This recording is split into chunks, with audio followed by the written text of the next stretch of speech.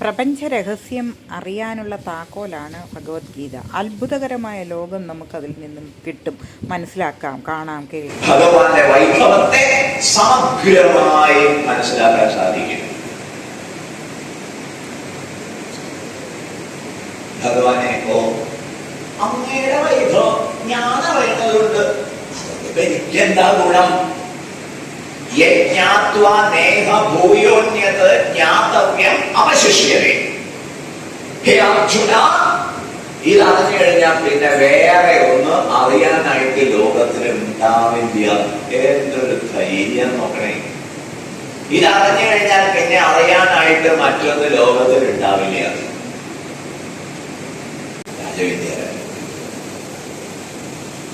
ഭഗവാൻ പറയാണ്, ഞാൻ എല്ലായിടത്തും വ്യാപിച്ചിരിക്കുന്നു, എന്നിലാണ് എല്ലാം സ്ഥിതി ചെയ്യുന്നത്, ഞാൻ അവയിലൊന്നിലുമില്ല.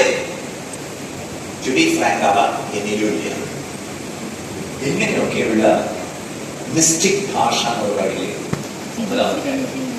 10-ാം അധ്യായമാണെങ്കിലോ ഗംഭീരമായ ഒരു സന്ദേശമാണ് നമുക്ക് തരുന്നത്. 10-ാം അധ്യായം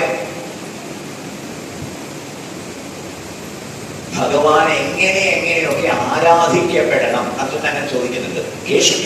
ഭാവേഷു ചിന്ത്യോസി ഭഗവൻ മയാ.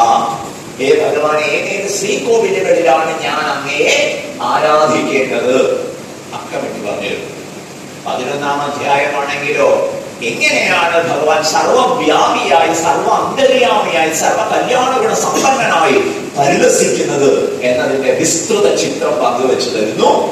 12-ാം അധ്യായത്തിൽ ആ ഭഗവാനുമായിട്ട് what sort of relationship we have to maintain, ഏത് പ്രകാരത്തിൽ ഇങ്ങനെ ഒരു ഭഗവാനുമായിട്ട് റിലേറ്റ് ചെയ്യാം, അങ്ങനെ റിലേറ്റ് ചെയ്യുന്നതിന്റെ ഭക്തി മാർഗം അത് പ്രവേശിച്ചിരുന്ന അധ്യായമാണ്. ഇങ്ങനെ ഗംഭീര